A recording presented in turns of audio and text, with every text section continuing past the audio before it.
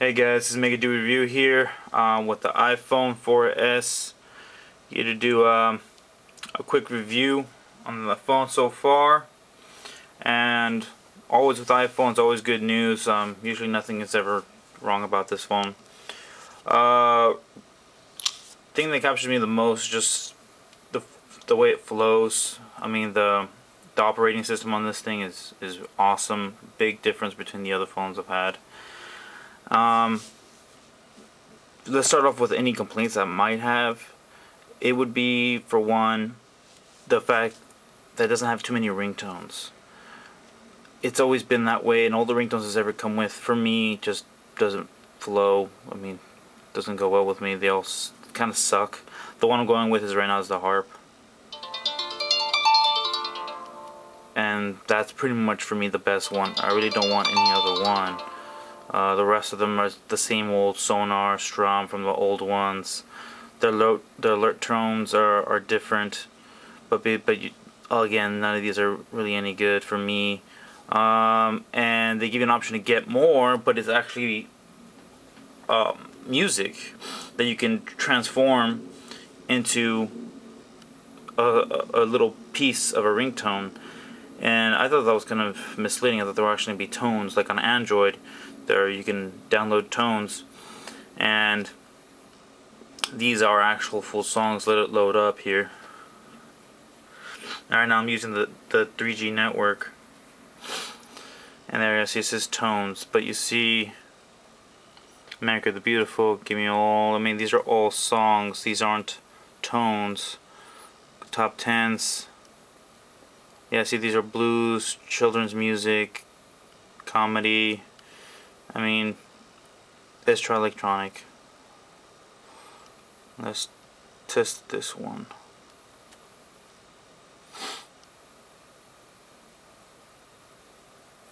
So when it...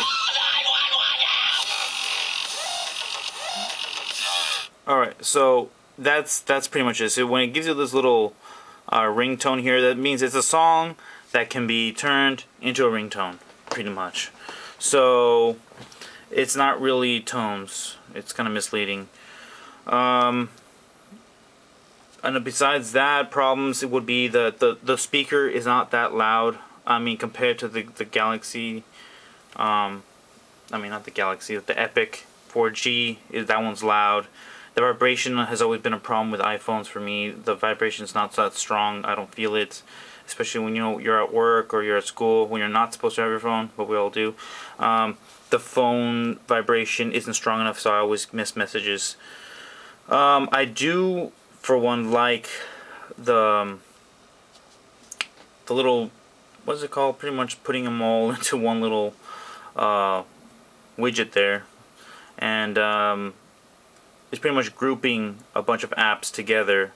And to save space or to find them easier, I found that very convenient. The name of the whole action is fleeing me, but it's a real cool thing. Being able to name it what you want, to putting whatever you want in there, and sometimes it'll actually, depending on what apps you put in there, it'll automatically name it to it being relevant to all the things that you have in there. This one's already giving lifestyles. With these three things in here, I added the wallpapers. This one was already named utilities, as you can see. And then I personally named this one here. Here we go, eBay dealings, for my eBay account. And I like that feature a lot. It's a great option, and a great upgrade, because it always suck to go through all your apps. You know, if you remember the 3G I would go page, like at least 4 pages of just searching for the app, and then you would actually need to use the search area here to find an app or something. And now you can actually minimize them and put them in little pockets here. This would easily be 4 pages worth of apps that you would have to go through. Your games, you know, that would be another page practically there. So the fact that they did that makes it so much easier to go through all your apps and sync them down to little pockets and name them and go through that instead of going through page and looking for it. Because for some dumb reason you can't adjust the apps to flow in at least alphabetical order if you wanted to. Unlike the Galaxy, I mean not the Galaxy, well it's the Galaxy S 4G, the Epic, it lists them in alphabetical order, and this one doesn't. It just pretty much puts them in whatever order you want, and unless you're going to do it yourself manually, which is a pain to do, which has always been a problem with iPhone, is when you want to adjust something, you hold onto it and it wiggles, right? And I want to move this over here, it automatically fills up an empty space when I don't want to fill up that space. Maybe I want to put something else. So it makes it hard to remove your home screen and customize it when it always wants to autofill every little nook and cranny. So that's a problem, which has always been one. They haven't fixed that. Maybe, I don't know, maybe one day they will, but who knows. Besides that, I mean, everything else is not really anything. It's not really much to complain about. You know, the ringer, the vibration. There's nothing actually wrong with the operating system, the way it works. I mean, this phone is beautiful. I do miss my slide-out keyboard, but it's been so long since I used an iPhone that the way this thing flows when you're typing. I mean, I never have to use it in landscape mode, so just typing it the way it is, boom, boom, boom. The autocorrection is amazing, top of its class, and the responsiveness and just the way when you're typing, when you're clicking on those buttons, man, it just feels awesome. Let me just go ahead and pull up a message here. Let's go ahead and create a new one. It just, the way it flows, let's see if I can type something. Let's see, put it here, the new message, making a new video for the channel. So I mean, that was pretty quick. It wasn't the fastest typer in the world, and I'm not trying to beat any world record, but here I know for a fact that I am typing on this thing faster than I am on my Epic 4G, and that's with a full-on slide-out keyboard, for fact. Because when I press on the other buttons on the keyboard, sometimes if I didn't press hard enough, it wouldn't work. Or if I'm typing too fast and I didn't press hard enough, again, it wouldn't work. With this one, because it's digital, the lightest tap, you know, is going to push the button. So I never really not press hard enough where I would have to go back and re-edit it. So that's the thing I've completely forgot about iPhone and how awesome that is. I mean, to use the landscape mode, I mean, it's really if you've been using full-size keyboards all your life. But again, let's go ahead and type the whole thing all over again. Let's see if that makes it any faster. Making, see, a video for the channel. So for me, I'm not used to typing it like this. I think the way it's laid out, it's fine. I mean, that's the way it normally is on the 4G also. But for me, I guess maybe because it's too spaced out, for me it's a little harder to type it this way. I prefer just to do it profile. But to each their own. But for a fact, it is a lot easier to type on this thing than it is on the other one. I do miss the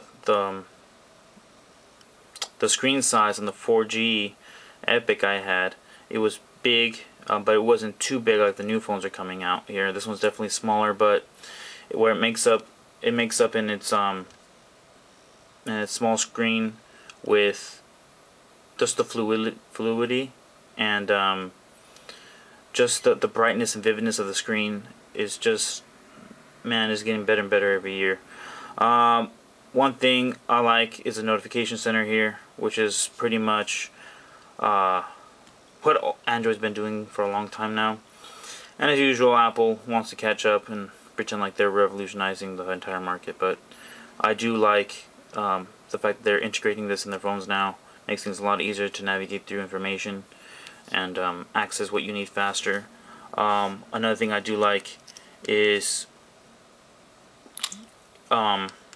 here on the lock screen, when you have a message or email, too bad I don't have one now, but when you have a message or email, they pop up here in little lines. It'll say, like, it'll have that little app icon for message, and then a preview of the message, a little app icon, let's say for my eBay listings, and then the message, and you can select that small eBay icon and slide, and it open directly to that specific message or application that you want to open, instead of just opening the phone and then accessing the one you want from there and then it uploading.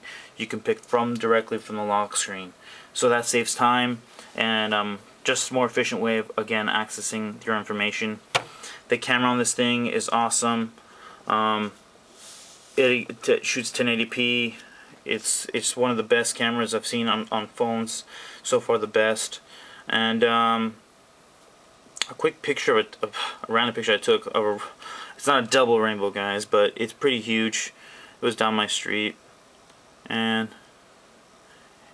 that's, I don't know if you can see the good picture quality on that thing, but this is from in the car, a moving car. It's raining, and I'm zooming in. But the picture quality on this thing is pretty awesome. The video quality, again, is also awesome. Let's check out a video that I have here. This is, I believe, Star Trek, the newest one. And let's go and put this thing full volume.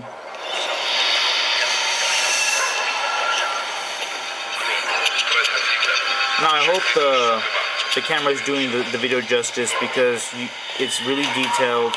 You can see the sweat on the characters. You know, it's like watching it on Blu-ray practically, and it's just awesome. It's an awesome screen resolution that it's showing. The App Store is the same. I think it could be easier to maneuver through. I feel like the Android market is a little easier and more giving than the market here on the Apple. Let's go ahead and real quick, App Store. I mean, if you guys remember, these are the same icons since 2007. It hasn't changed at all, and I don't know why they've kept it the same this entire time. I mean, it definitely needs a refresh. Maybe on iPhone 5 it'll come out. And the one thing everyone wants to buy this thing for is Siri. Where am I?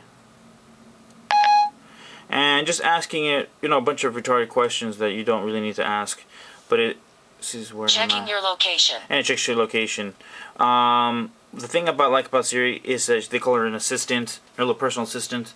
I think it's somewhat true to a certain degree, but she doesn't do everything. I know there's been jailbreaks where they've definitely done more with her, and I know that she's capable of doing that, but Apple's probably saving that for the iPhone 5. A quick example, let's go to Google, because people are probably telling me that, hey, this isn't new. Well, let's try Google, and I'm gonna ask for Starbucks near me, okay? Starbucks near me. Now let's see what it brings up. Just to show any comparison. So it's just Starbucks coffee company. Scroll down, and then finding places near me now. So it didn't answer my question. And you know, we all know that if you want to search for something that's near you on the internet, you have to type in your zip code, and then from there type in what you're looking for. So what's near zip code, and then Starbucks, whatever. Now compared to Siri, Starbucks near me.